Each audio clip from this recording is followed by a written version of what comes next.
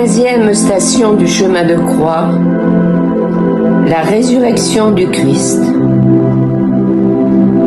La résurrection du Christ est le plus grand événement de tous les temps. Il est toujours actuel et il anticipe notre futur. La grandeur et la nouveauté de la résurrection n'est pas dans une idée, mais dans une personne, le Christ ressuscité.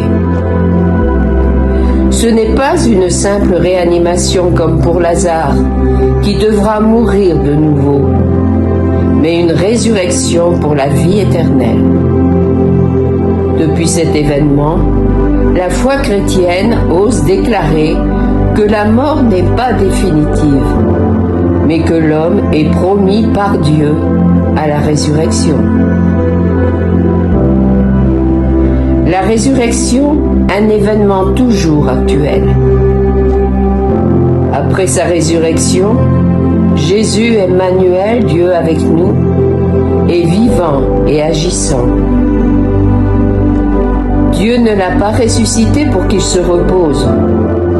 Il ne cesse d'agir dans le monde et dans nos vies quotidiennes. Il agit soit avec force, n'en déplaise à ceux qui refusent toute intervention de sa part dans les affaires terrestres, soit plus discrètement. Conséquence pour les disciples, mais aussi pour nous. Nous sommes délivrés du péché et de la peur pour évangéliser. Jésus apparaît d'abord aux femmes le matin de Pâques. Après d'autres apparitions, on retrouve les apôtres transformés, annonçant la bonne nouvelle de la résurrection de Jésus au monde entier. C'est aussi notre mission. Pour le monde, quelle est la puissance de la résurrection dans les tribulations? Dans le monde, vous avez à souffrir, mais courage, moi je suis vainqueur du monde, nous dit le Christ. La résurrection, un événement pour le futur. La mort étant venue par un homme, c'est par un homme aussi que vient la résurrection des morts. De même que tous les hommes meurent en Adam, de même c'est dans le Christ que tous recevront la vie, nous dit saint Paul.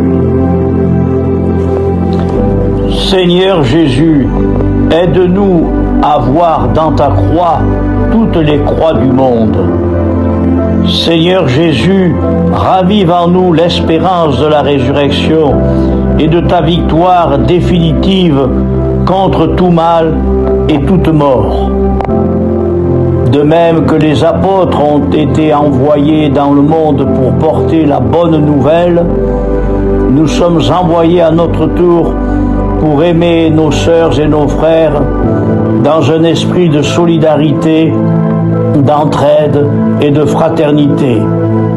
Que la puissance de la parole de Dieu le Père, le don de soi de son Fils Jésus et la présence de l'Esprit Saint nous accompagnent dans cette mission qui nous est confiée, au nom du Père et du Fils et du Saint-Esprit.